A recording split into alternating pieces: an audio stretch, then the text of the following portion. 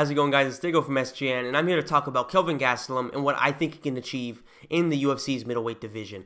Now, ever since he broke onto the scene in the UFC after destroying Uriah Hall on the Ultimate Fighter finale, he seemed like a guy with a lot of potential, and that could potentially even be a world beater. And fight after fight, he continued and continues to this day to prove he has not only potential, but he even has the skill as of right now to really do a lot of damage, whether it's at welterweight or middleweight. Now, I would prefer to see him go down to welterweight because I think he has the size there. He's not that undersized. He's definitely not underpowered. He has everything it takes to be one of the best welterweights of all time, except for discipline. Weight cutting is an issue for him, so Dana White forced him to go up to middleweight, and he has continued, even at middleweight, to show that he has all the skills and all the tools necessary to be one of the best middleweights in the world and possibly even a champion one day.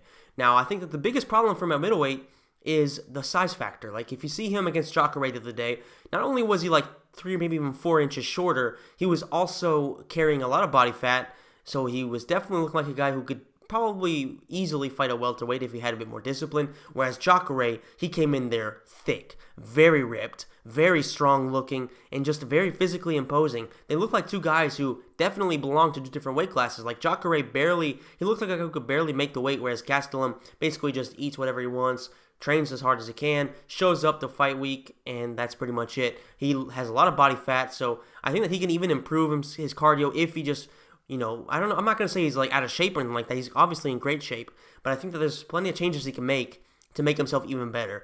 But as of right now, the Kelvin Gastelum we continue to see is very, very good. He has all the skills. His grappling is really, really good. He showed that against Jacare, that as long as he's not hurt, then he has what it takes to pretty much survive on the ground against just about anybody. Now, if the fight had gone longer on the ground, like maybe if he got taken on the second round, then maybe it would have been a different story. Maybe it would have gotten even tireder. But Jacare Souza was very, very good on the ground. He was cutting through his guard like butter. He did very, very well to get to mount twice, but he just couldn't finish him. He could not finish him. Kelvin's defense on that armbar was very, very solid, and he showed, man, he is definitely very well-rounded. His striking is lit. His striking is very, very lit and legit, and he's very, very good. He's got good cardio, and he's very, very smart too.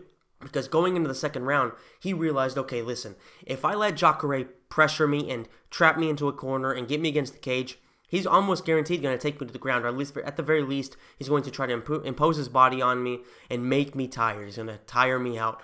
And he did a very good job in that second round of circling a lot more, pressuring Jacare himself, and really putting him into some very, very difficult situations, landing a big bomb, dropping him, and looking like he could even get the finish. But he was also very smart because he realized, okay, listen, I've been landing some really, really big shots on Jacare on the ground with my ground and pound, but he's not finished yet. He's getting to the point where he could possibly be regaining his bearings, figuring where he is, and possibly becoming very dangerous again. So he made the right choice of letting him back up. And that's when things were continuing to get good in terms of the fight, and Gastelum was landing some big shots. But this is where, in my opinion, he showed, as good as he is, that he hasn't really solved the weaknesses he had in that Chris Weidman fight. In other words, his boxing defense was very, very poor. He was taking a lot of big bombs, and yes, his chin looked very, very solid, but you have to figure, Jacare could barely stand from how tired he was. If Jacare was fresher, if he was a bit more, if he had a bit more power to those shots, Gastelum probably would have been at the very least rocked. That's something to keep in mind.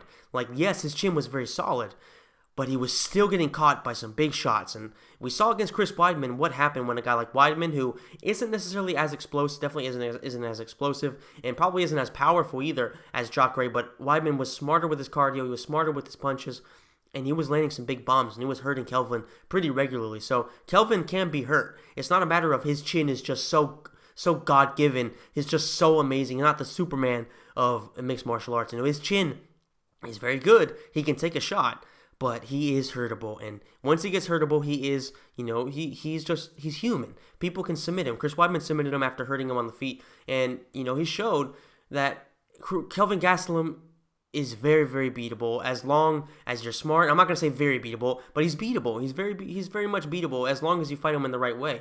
And Jacare Souza, in my opinion, he was too tired to land any big shots, but had he been fresh, landing those shots, exploiting maybe Gastelum's, I'm not going to say even just trash defense. I'm just going to say it almost seemed like he didn't care about getting hit, and that's a problem. That's a problem because at all times you should be, unless you're like Nate Diaz or something like that, you should be 100% aware that all it takes is one punch to shut out your lights. And Gastelum needs to work on that because he's fighting in a division where there's a lot of heavy-handed guys. If Yoel Romero lands a bomb like that, you're going to sleep. If Robert Whittaker lands a bomb like that, you're going to sleep. Luke Rockhold could also finish him, but Luke Rockhold apparently is going up to 205, so I'm not going to count him. But there's plenty of guys in this weight class that not only are bigger than him, not only are they in some occasions, in some, some guys like Robert Whittaker, are they faster than him as well, but they're also more solid defensively, and he definitely needs to work on that. If he can do that, if he can improve his defense, not get caught with stupid punches, and keep his hands up, and use even better head movement, then he's going to be a very, very, very dangerous guy in this weight class. Like I said, I think he has all the tools and the physical attributes to be the best welterweight in the world. At middleweight, his size is a problem, and he needs to be able to, guard himself better with his hands if he's going to be fighting these guys that are much bigger than him, because there's going to be a lot of guys out there. And Robert Whittaker isn't even a very big middleweight, but even Robert Whittaker is going to be bigger than him, and he's going to be able to land shots from a distance that Kelvin Gastelum simply isn't going to be able to hit him from, and that's going to be a problem. With that defense, you have to be able to, if you're going to keep your hands down, you have to have really good head movement or something like that, and he just doesn't really seem to have amazing defense. He needs to work on that big time because he's not fighting Vitor Belfort, who's 40 years old without TRT. He's not fighting these older guys he's been fighting. Now he's going to be fighting against only real excuse me, I'm still sick. So he's going to be fighting only really elite level competition. And as long as he has these defensive problems, he's always going to have that liability, and there's always a good chance of him getting knocked out. It's already a chance that you're going to get knocked out against any of these top-level guys. If you have that defense, it's an even bigger chance. And like I said, physically, he's undersized and all that. But if he can just figure out the defensive problem with the amount of heart he has, with the skill he has, with the grappling, with the striking, with the cardio, if he can just mix in good defense with that, he's going to be a very, very tough guy to beat, even tougher than he already is. And that's just it. That's my thoughts. He has all the potential to do it. He just needs to have a bit more discipline, and he needs to have better defense, and he could possibly be one of the best middleweights of all time. And you never know. He might even become champion, and he might even be able to have a long title run if he can mix in all those things and fill up those weaknesses he has. You never fucking know. He's been destroying a lot of really, really elite guys right now. Jacare Souza is a guy who has only lost to, former world champions. Who did he lose to? He lost to Luke Rockhold. Obviously, that was in Strikeforce where he lost the belt. And he lost to Yoel Romero, who is a title contender. No, he beat... What happened? I think they gave the fight to Yoel, didn't they? I can't remember right now. But either way, he's only had problems against guys that are truly elite. So for Kelvin Gastelum to go out there and do that, was just phenomenal. So Gastelum has all the potential. I very much look forward to seeing if he can realize that potential. I'm definitely going to be rooting for him. And that is it, guys. I want you to let me know in the comments section down below. First of all, which Gastelum do you prefer? Welterweight Gastelum or middleweight? Where would you like to see him continue to fight? And second of all, do you think he can be a champion? And if he can become a champion, do you think he can be a very, very long reigning champion, or a guy who might, succumb to, an early not being able to defend his title very often? What do you guys think? Let me know all these things in the comment section down below. I apologize for the energy of this video and for my nose and my throat. I'm still feeling sick. I haven't been doing great these last few days. Not a lot of energy. And I've also been doing quite a few Mortal Kombat videos, so check those out. And I will be, coming back, doing better videos and doing a lot more often very, very soon. I'm starting to feel better, but I'm still not 100%, and I will be very, very soon. So that is it, guys. That is it for this video. If you enjoyed it, please smash the like button, and I will see you in the next one. Thank you so much for watching.